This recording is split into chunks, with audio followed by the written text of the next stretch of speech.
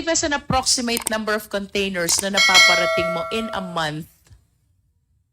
Sa isang linggo, maabot ako ng 100 Wow. na container. That's 1 week only? Opo.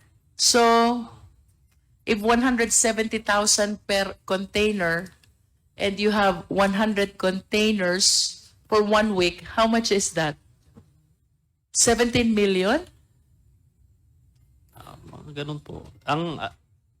Hindi ko po pera yun.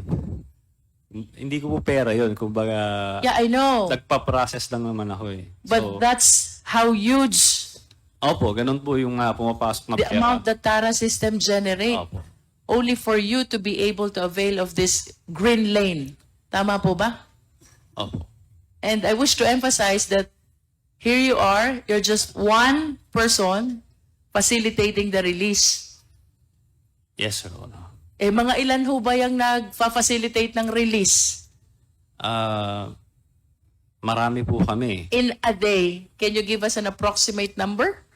Ilan po yung nagfa-facilitate ng release? Alam ko po, nagbigay rin si Senator Lacson ng kanyang sariling flowchart. So, based doon, parang, basta sobrang dami namin, siguro mga 500 containers sa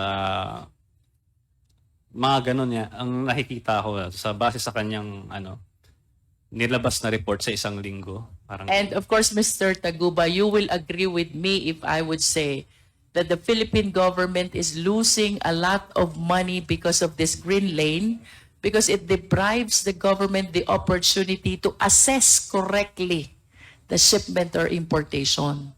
Your Honor. However, after some time, biglang nakaka-receive ka na ng alert. Yes, Your Honor. In other words, nagkakaproblema yung release ng mga shipment mo. Yes, Your Honor. What did you do? Minsan, ang ginagawa lang nila yan para, kasi pagka may alert, pupunta ka sa kanila, aaregluhin mo. So parang form lang ng additional na bayad sa kanila. Additional SOP? Oo, Tama para ba lang yun? ma-release yung container. Parang lambing siguro, parang gano'n yung lumalabas. Ang mahal Alert naman ka. nila lumambing. Oo.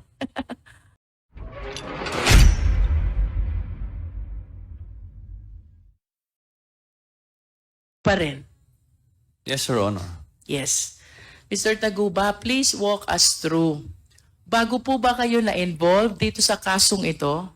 Nasaan po kayo? Anong ginagawa nyo? Please start with EMT. What is EMT? EMT trading, for Your Honor, is consignee for hire. So, pinagagamit nila yung consignee nila for a royalty fee. So, nakilala ko yung si Irene May Tatad dun sa kanyang parang yata niya.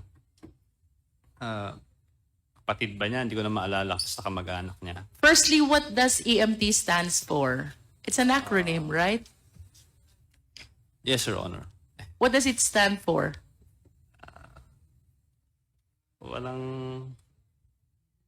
Hindi ko po alam eh. I found names here which appear to be consistent with these initials. If you will confirm, does it stand for Irene, TJ, and Mark?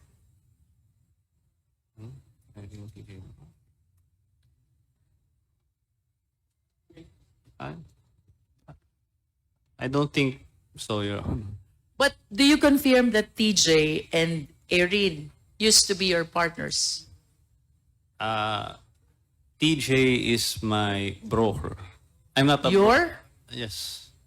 We have hindi po ako broker kasi yun ang binabansag sa akin sa media na ako ay customs broker, nagpakilala akong customs broker. Ang negosyo ko po is talaga tracking. So, si TJ yung broker.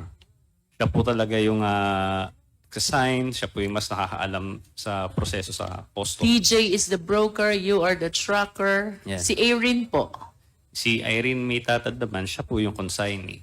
Do you work together? Si TJ, kasi ko siya eh. sa kanya ako nagre-refer, nagtatanong. Pagka may nagtatanong sa akin na client tungkol sa mga parating nila, tatanong ko sa kanya. Si Irene naman, royalty fee lang talaga siya eh. So pinagamit niya yung kanyang consignee para sa royalty fee. Kada container na darating, meron siyang royalty fee. So who owns this EMT trading? Si Irene may tatad po. Si Irene. Opo. And then you and TJ just work with them, with her, without necessarily being partners with that EMJ trading, EMT trading. Yes, Your Honor. Tama po. In your affidavit, you made mention about this green lane, yellow lane, and red lane. I believe that in the previous hearings, Mr. Guban already testified on this. And I wish to hear if you have the same concept and information that you will share pertaining to these 3 lanes. Green lane, yellow lane, and red lane. Hindi ko po narinig yung sinabi niya. So, green lane yun, hindi na siya subject for inspection. No physical inspection No physical and no document inspection No as well. document inspection. That is green lane. Yellow lane, kung di po ako nagkakamali, sa lang, document lang. Tapos red lane, kailangan ng Wait, physical. for yellow lane, you're exempted from the physical inspection, but you are not exempted from the document inspection. Yes. Okay? Then, red lane, kailangan na ng physical inspection. And of course, if I am the shipper or the importer, I would want that my shipment be always released through the green lane. Kasi dun mabilis. Walang inspection ng shipment, walang inspection ng document. How do I avail of this green lane?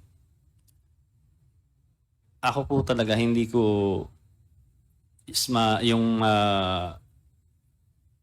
paano talaga makapunta dito sa green lane. Pero nung time ko kasi, yun nga, nagbigay kami ng tama ba? Are you saying, Mark, that you never experienced using this green lane? Halos lahat po nung shipments ko, green lane po. And that is because you submitted to the TARA system. Yes. Tama po ba? Opo. So, ibig sabihin for a time being, lahat ng mga pinaparelease mong shipment, walang physical inspection, walang document inspection, what is the consideration involved? Yun po, may TARA system po sa BOC. And how does TARA system work? So, weekly, magbibigay ka kada container na re-release mo, napaparating mo. Is it per container or per value of what is inside the container? Per container. Per container. Opo. How much per container? Iba-iba po kasi. So, iba-ibang Iba-iba depending on? iba-ibang departamento. So, nakalagay po dito yun. May mga text messages po ako. Mga Yes, screenshots. you mentioned a lot of offices. Can you please enlighten us on this? Anong mga opisina kailangang magbigay? Tama ba yung tanong ko, Mark? Opo. And So- that is what TARA system is all about? Yes, Your Honor. So, What offices are you referring to here? So, tinitignan ko po itong affidavit ko. Ito lang yung mga naalala ko. IG, ESS,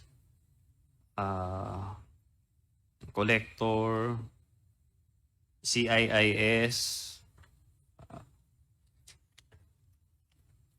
Alam ko na You breakdown mentioned ko in na- paragraph 15 of your affidavit, MICP, SSPDC, COMSEN, CIIS, CIIS District, IPRD, IG, ESS, ESS District, FED, AOCG, and IAS. If you total the token that you will be giving to all these offices for one container. Mark, magkano yun? May breakdown po kasi ako nito dati. Your At Honor, least the approximate amount. Are you trying to tell us na kada office iba yung amount? yes, Your Honor, iba. I see. But you can at least give us an approximate amount. The total amount that you give for one container to cover all these offices. I believe these are 11 or 12 offices. Matagal na po kasi pero naalala ko po kasi lahat po kasi ng container ko, uniform po yung ano niya eh. Yung Flat rate. binabayad So 170,000 Per container. per container. So kailangan ko pong kasi kagabi lang po yung ano eh, yung kagabi ko lang nalaman na pupunta ako dito. Nagulat po kasi ako. I understand. Hindi ako handa. Can you give us an approximate number of containers na napaparating mo in a month? Sa isang linggo, maabot ako ng 100 eh, Wow. na container. That's 1 week only? Opo. So, if 170,000 per container and you have 100 containers for 1 week, how much is that?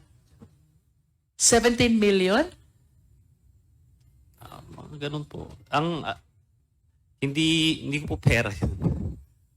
Hindi ko po pera yun. Kumbaga, Yeah, I know. nagpa-process lang naman ako eh. But that's how huge Opo, ganun po yung pumapasok na the pera. amount that Tara system generate. Opo. Only for you to be able to avail of this green lane. Tama po ba? Opo. And I wish to emphasize that here you are, you're just one person facilitating the release. Yes, Sir Honor. Mga ilan ho ba yung nagfa-facilitate ng release? Marami po kami. In a day, can you give us an approximate number? Ilan po yung nagfa-facilitate ng release? Alam ko po, nagbigay rin si Senator Lacson ng kanyang sariling flowchart.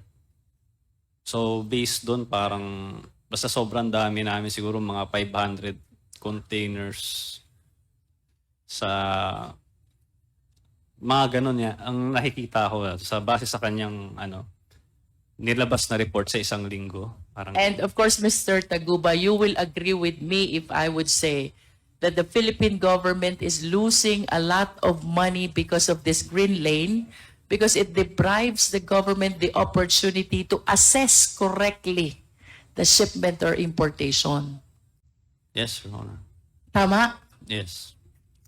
Mr. Chair, I know that I have manifested this concern before during our, I believe, hearing on dangerous drugs committee. But I wish to reiterate, Mr. Chair, that I believe it is high time we revisit the charter of the Bureau of Customs. Should I make a motion, Mr. Chair? At the moment, I was informed that I think the Quintacom is looking into proposing some amendments into the charter of the Bureau of Customs.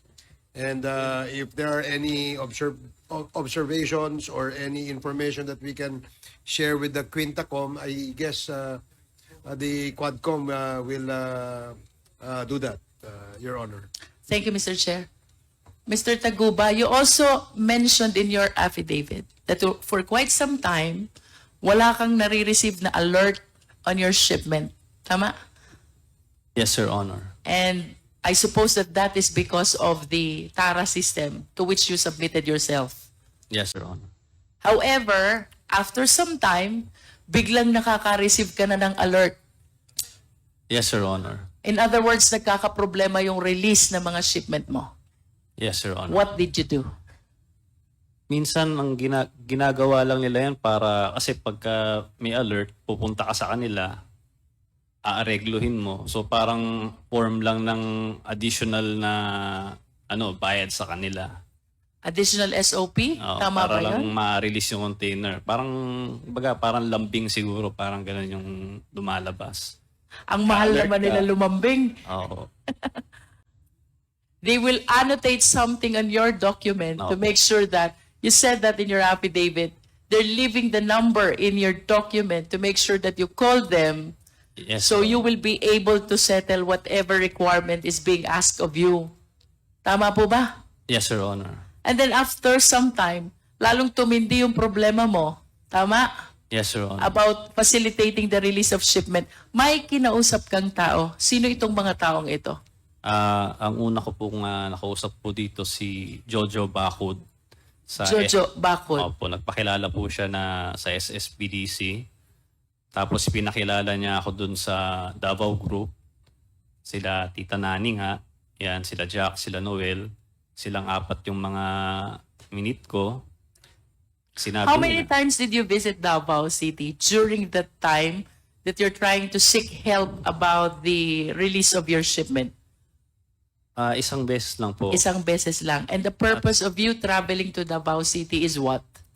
Kasi pinapunta nila ako dun eh. For what Wala purpose? naman akong, sabi nila, kailangan ko magbigay ng tuition fee. Ganyan. Tuition fee. Yes. So, yun yung kanilang ginamit na word. Tuition fee. And what is the purpose of this tuition fee? Ayun, para ma-accept daw ako sa grupo nila. Tapos, every week, magbibigay ako sa kanila ng pera. With your admission in this group that you are referring to, what representation did they give you in relation to the challenges that you are experiencing with regards to the release of your shipment? Unang-una, nagbigay ako sa kanila. Nagpunta akong Davao, so binigay ko yung pera kay Small. So, How much is that money? 5 million. 5 million. What is the So- purpose of you giving that 5 million to Small? Yun yung sinabi nila sa akin, ibigay yung 5 million. Susunduin Anong ka dyan ni Jack. kapalit? Anong kapalit ng 5 million na yon? Why are you giving Small 5 million? Yun nga, para mapapasok na daw sa Davao Group, kasi kung hindi ka kasama sa kanila, i-alert nila yung mga containers mo. So, hindi ka makakapag-transaction sa Bureau of Customs. So, sa pagkakaintindi ko, lahat ng players ginawa yun. Kailangan By lahat ng players, are you referring to all people who are engaged in facilitating release of shipment? Yun ba ibig Oo. sabihin mo? Yung po mga pinakita ni Senator Lacson noon, sila Kimberly, yan, sila Tevez, yan, sila Manny Santos, yan yung mga players yan eh. So, yun yung ibig ko sabihin, kailangan nilang magbigay doon sa Davao Group. Yun yung pagkakaintindi ko. Kasi parang sila na yung bagong customs eh. Kailangan mo sa kailangan dumaan lahat eh. Ginawa kasi nila, binago uli nila yung sistema, nagkaroon ng command center. So, parang sila na lang yung pwedeng mag-alert. Nasaan po itong command center na binabanggit nyo? Sa customs po yun. Sa loob. Oo, ginawa nilang, yun eh, nung time lang ni Fildon yun eh, ni Commissioner Fildon. Is Commissioner Feldon still here? So you were saying they established this command center right inside the Bureau of Customs, which has the control over alerting whichever shipment they want? Yes. Sila lang, pagkakaalala ko, sila lang yung nakakapag-alert na nun. By sila, who are you referring to? Yung command center, yung ComSen. And who are these people behind this command center, Mr. Taguba? Nakalimutan ko na yung... Na-invite din siya sa Senate Blue Ribbon Committee nun eh.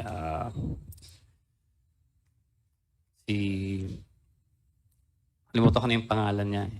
If this is an ordinary person, I suppose that she will not be able to do that without somebody who's a big person behind him. Tama pa po ba?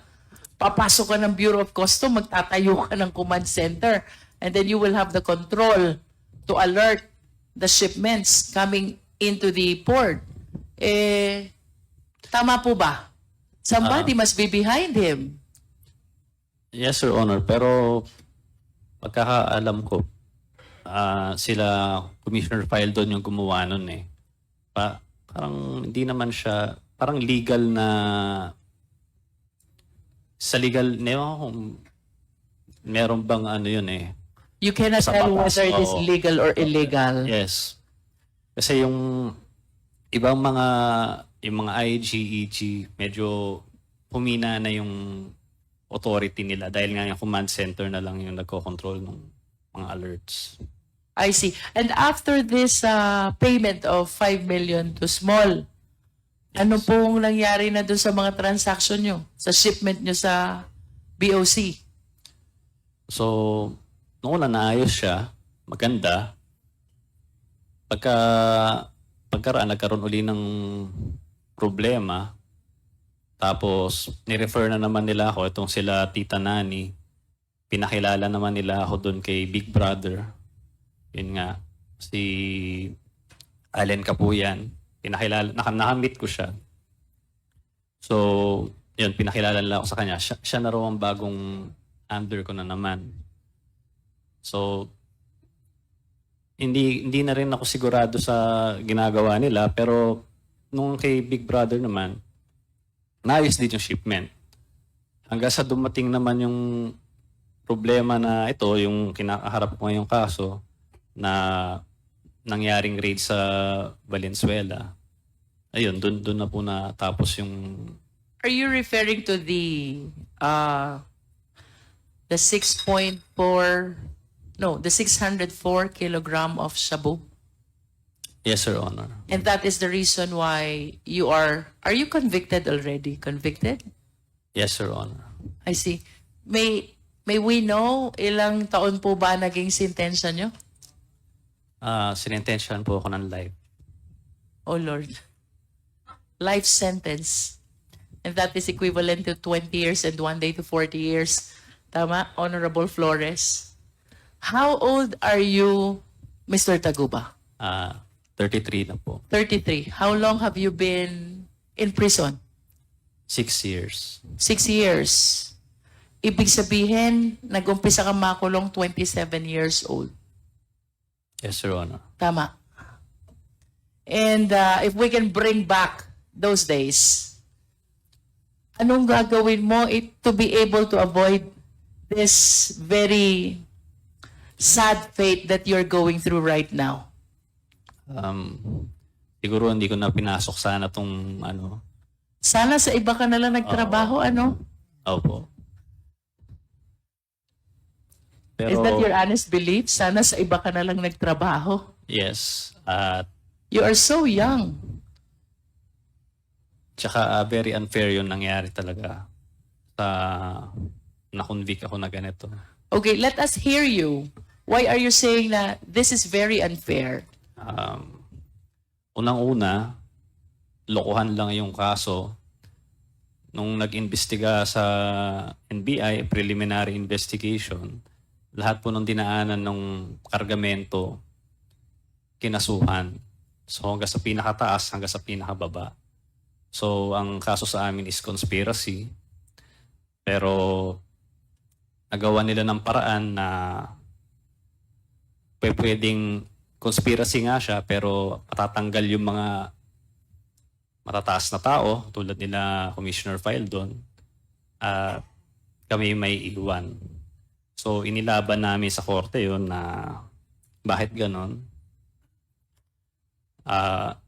Ang naging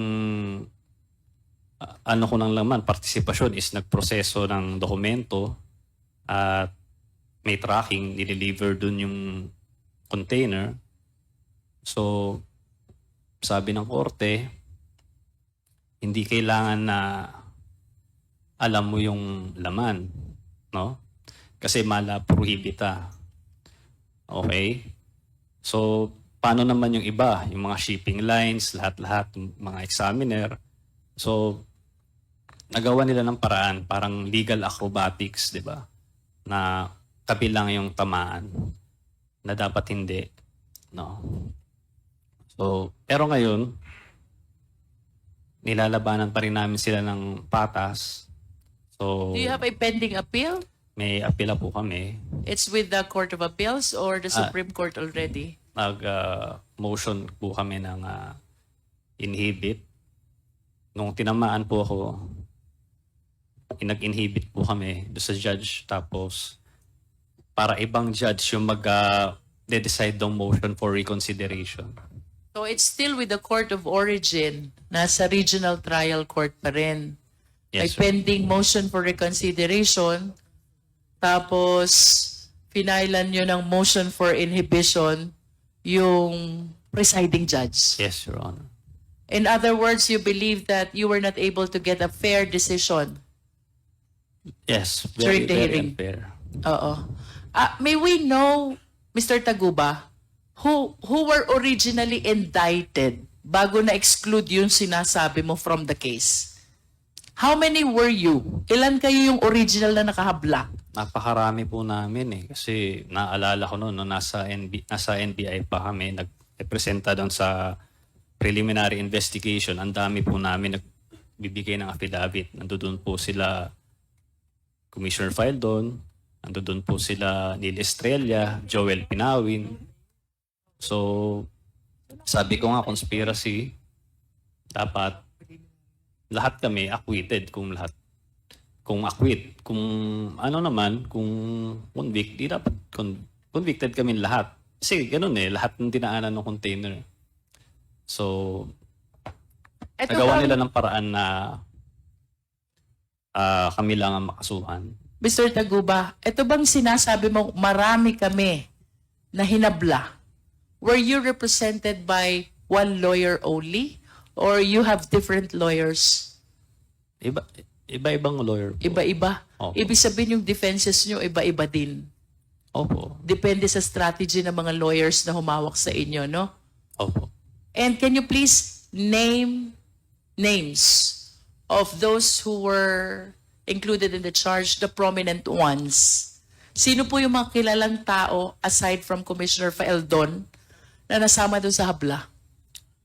Hindi ko na po maalala lahat pero si Commissioner Fildon yung pinaka tumatak sa akin noon. Tsaka sila Neil Estrella, tsaka si Joel Pinawin. These are all BOC officials? Yes, Your Honor. And upon conviction, sinong kasama mo na lang? Ako, si Irene, tsaka si Kenneth, tapos yung bodigero. So there were 4 of you Yes. who were convicted. Bodigero, the tracker, the broker, and the other one is the facilitator of your document. Kasama ba si Irene? Yes, Your Honor. And all the BOC officials were excluded from the charge. Yes, Your Honor. At tsaka, tingin ko yun din yung dahilan. Kaya, siyempre pag lumalabas sa balita, laging customs broker Mark Taguba. So sa mga hindi nakakaintindi, siyempre pagka narinig mo yung customs, di may tinamaan na tatrabaho sa customs. So gumagana yung natin, justice system natin. Walang BOC official na nakasama. Wala kahit isa. All of you were private individuals. Yes, Your Honor. Who was able to apprehend this shipment? Sino pong nakahuli nito? Ang nakahuli nito, nakakatawa po kasi yung warehouse po, si Chen Julong, may-ari po noon, wala na po ata sa bansa eh. Kasi hindi po siya nakakulong, di po siya nakulong kailanman. Ang nanghuli po nito, sila Neil Estrella, sila Commissioner Fildon, tsaka sila Joel Pinawin. Meron po silang litrato ni Chen Julong na parang body-body lang sila nung nag-raid sila doon. Hindi nila hinuli nung nag-raid sila doon. Yung si Chen Julong. Ang nangyari, tinuro kami kahit wala naman talagang prueba o ebidensya na magtuturo sa akin. So, ako ang nadiin. Sino si Kenneth Dong? Si Kenneth Dong po, yung isa sa kliyente ko po. Siya po yung nag-ano sa akin nung mag-process ng container na yon, MCLU 600-1881. So if Kenneth Dong is the one who approached you to process the release of this container, who is the owner of that container? Siyempre, nung unang pagkakaalam ko po, si Kenneth Dong, kasi nga, siya yung kausap ko eh. So, nung pumutok na po itong balita, nagkaroon ng raid sa Valenzuela, tsaka ako nalaman na, ayun nga, ang dami palang layer. So, si Chen Julong, tapos may Manili pa, tapos kung ano-ano pa eh. So, hindi ko alam talaga kung sinong may-ari nung container. Sinasabi niya si Manili. Si Manili naman may ibang tinuturo. Hindi ko alam kung kanino talaga yung container, ma'am. But you were saying that the shipment was seized during the time that it was already in the warehouse. Yes, Your Honor. Who owns the warehouse? Si Chen Julong.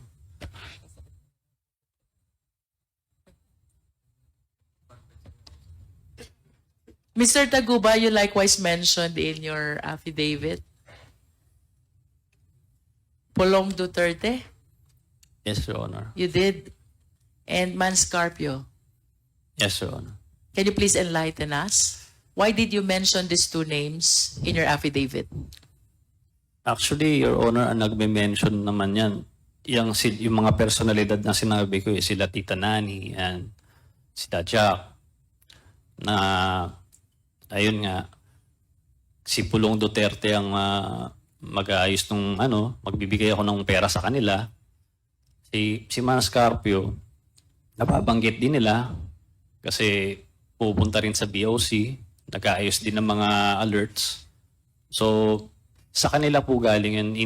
Wala naman akong dahilan para itong mga taong to, sila Paulo Duterte at si Manscarpio. Nanggaling po yun kila Tita Nani sa Davao Group. Yung kay Small Abellera rin po, half-truth yung sinabi niya. Hindi niya sinabi na niya na nakita kami. Pero hindi niya sinabi na kinuha niya yung 5 milyon at yun, sabi niya, dinala niya kay Pulong. Hindi niya sinabi yun. So, sinabi lang niya, tinanggihan ako. Wala pong katotohanan yun eh. Kinuha niya yung pera eh. So, kaya nga nagkaroon ng green lane. Kaya nga, uniform lahat ng taxes eh. So, siguro naman hindi mangyayari yun kung hindi totoo. Wala rin naman po akong kakayahan. Hindi naman po ako nagtatrabaho sa BOC. Hindi ko naman alam po yung kung anong ginagawa nila dyan sa computer para mangyari yun. So, wala po akong kakayahan kung ako lang po. So, ang akin lang, nagbigay ako dahil gusto ko lang makapagtrabaho. Your personal appreciation, Mr. Taguba, who among those several indicted ang naniniwala kang involved talaga dyan sa 604 kilogram of shabu contained in the metal cylinder? Do you believe that Commissioner Faeldon is involved? Wala po akong personal knowledge dun sa mga ganyan eh. Kasi In other words, to this state, wala kang alam kung sino talagang may-ari. wala po. Kasi nga po, yung pag-raid nila doon, kalokohan nga po eh. Ni-raid nila, kinuha nila yung na-assist nila yung shabu, pero wala po silang kinasuhan. Yung warehouse, yung may-ari ng warehouse, hanggang ngayon, wala. Ewan kung nasa na siya, nasa China na raw o ano. But do you know for a fact that there were shabu which were seized during the time? Yes, sinabi kasi nabalitaan ko sa TV. So, tapos biglang tumawag sa akin si Kenneth Dong. Sabi niya, oy, may mga na-seize na shabu doon daw sa container na pinrocess natin yung nanggaling. So, syempre, nagulat ako. Tapos, ayun, yun na doon nagsimula yung yung problema. Mr. Taguba, I can feel your agony, and if the owner of that shipment is listening to you, would you like to give a message to him? Oo.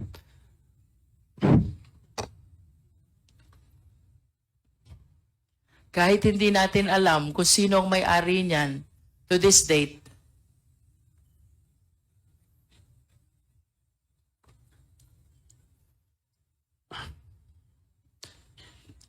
You lost already 6 years of your life. You're so young. You haven't lived your life to the fullest, and yet you are in that situation.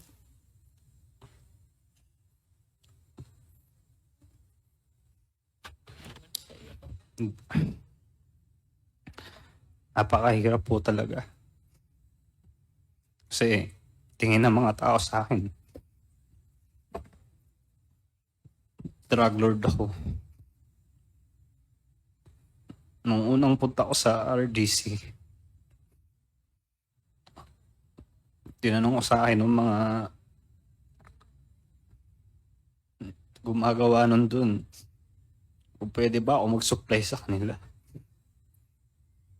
Sabi ko, wala po talaga akong kinalaman dyan. Ang hirap mo.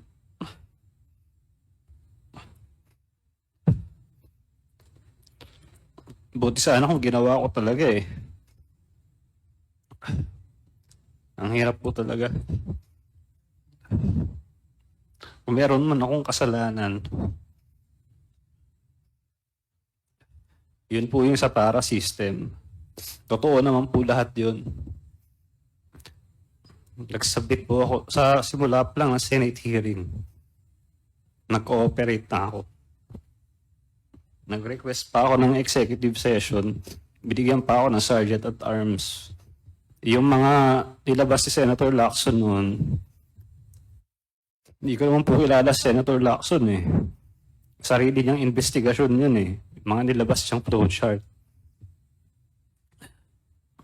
Yun lang naman ang kasalanan ko. Di kasuhan nila ako tungkol doon. Pero hindi ako kailanman nagkaroon ng kahit anong kaso tungkol sa bribery.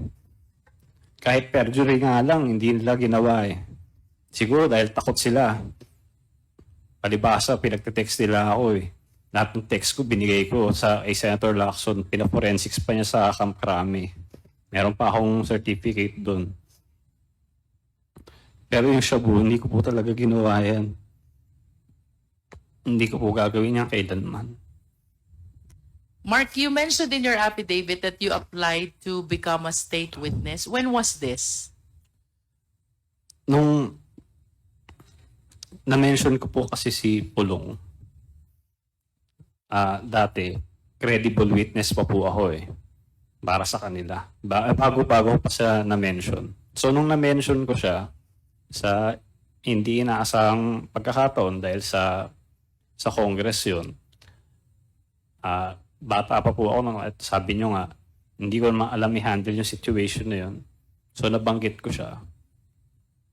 Lahat ng pangaharas ginawa nila sa akin.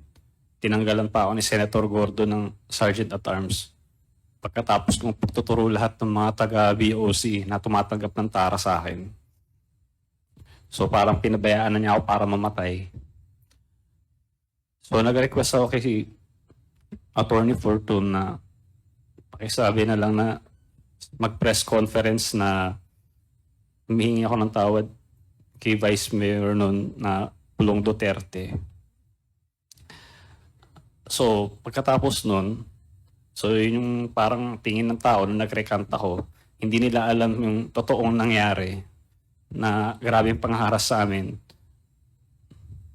Pati nanay ko, balak nilang patayin. So, the day after yata nun, tumawag hindi ako nagkakamali, kinontak niya si Attorney Raymond Fortune, kinontak ni Senator Lacson para pumunta sa opisina niya sa BGC. Tapos nung nandun kami, tinanong niya ako bakit ginawa ko yun. Sinabi ko nga dahil nga puro nga mga death threat yung natatanggap ko. So, tapos tinanggalan pa ako Sergeant at Arms.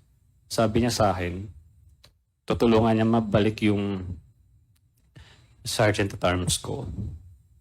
At baka pwede rin mailagay akong state witness.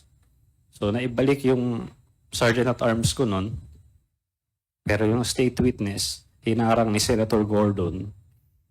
Kaya ngayon, walang nakasuhan na customs, ako lang ang nakasuhan. Ang kinonvict nila sa akin na kaso itong drugs na to, na wala talaga akong kinalaman. Yung mga bagay na may mga ebidensya, yung ginawa namin ng presentation ni Senator Lacson noon, yun yung mga taong walang kaso. Mga na-promote pa, narinig ko kay, dito, kay Jimmy. So, ganun yung naging justice dito sa Pilipinas. Ayun nangyari sa amin. Is it not that the reason why your application for state witness was denied is because you recanted your statement against Pulong Duterte and Mans Carpio? Mr. Chair? Mr. Chairman, just an interjection, just full disclosure. Mr. Mark Taguba is a witness, one of the witnesses in my illegal drug smuggling case against Mr. Pulong Duterte and Small Abilera and the others. And right now, Where is that pending, Senator? it's pending with the DOJ. It's still pending. It's due for preliminary investigation yet. Yes, ma'am. And as for his status as for the inclusion in the witness protection program, it's also pending, Mr. Chairman, and right now, I got word from his lawyer that he is receiving threats right now from some people involved in the case, and that's why I'm going to plead on his behalf that he would be temporarily transferred into the detention facility of the House of Representatives, just so we can protect him, Mr. Chairman. Mr. Chairman. Anyway, Mr. Chairman, Congressman Paduano. the manifestation of former Senator Trillanes with regards to the request. No, I also personally talked to Mark Taguba just a few minutes ago. Mr. Chairman, we will just discuss it on the admin matters. Thank you, Mr. Chairman. Liwanagin ko lang, Mr. Chair. Of course, you testified before the Senate, no? Where you implicated Pulong Duterte and Mans Carpio. That is your first testimony. In first testimony po sa Senate, Yeah. Tama ba? That is your first testimony. ang first testimony ko po sa Senate, yung TARA system po. Yeah. But when did you start implicating Pulong Duterte and Mans Carpio? Sa Congress na po yun. Congressional hearing. Oh, so there was an investigation also with the HOR. Yes. Okay. Cleared it. And then, after experiencing all those harassments that you mentioned, you recanted what you said before the House of Representatives. Yes, Your Honor. Tama. So this will be your third. Third, And as far as the implication of Pulong Duterte and Mans Carpio are concerned, this is your third testimony. Your Honor, as far as I'm concerned, wala naman nagbago dito sa sinabi ko dito. Sa Yeah. iba. But there, you mentioned having recanted what you said in the first investigation because you're experiencing already a lot of harassments. Tama ba yun? Rika, wala po akong nirecant sa affidavit ko na kila Pulong Duterte po In ba? other words, your testimony has been similar to this since the HOR investigation until your application as state witness was denied. And Yes. up to this time that you're appearing before the Quad. Wala nagbabago. Wala pong nagbago, Your Honor. I understand. Mr. Chair, Mr. Chairman. Senator Trillanes. I was part of those who investigating in the Senate, and he during that press conference he just apologized to Pulong Duterte. He never recanted, and we clarified that in his next appearance in the Senate, Mr. Chairman, whether he is recanting anything from his earlier testimony. He replied in the negative, Mr. I have nothing further, Mr. Chair.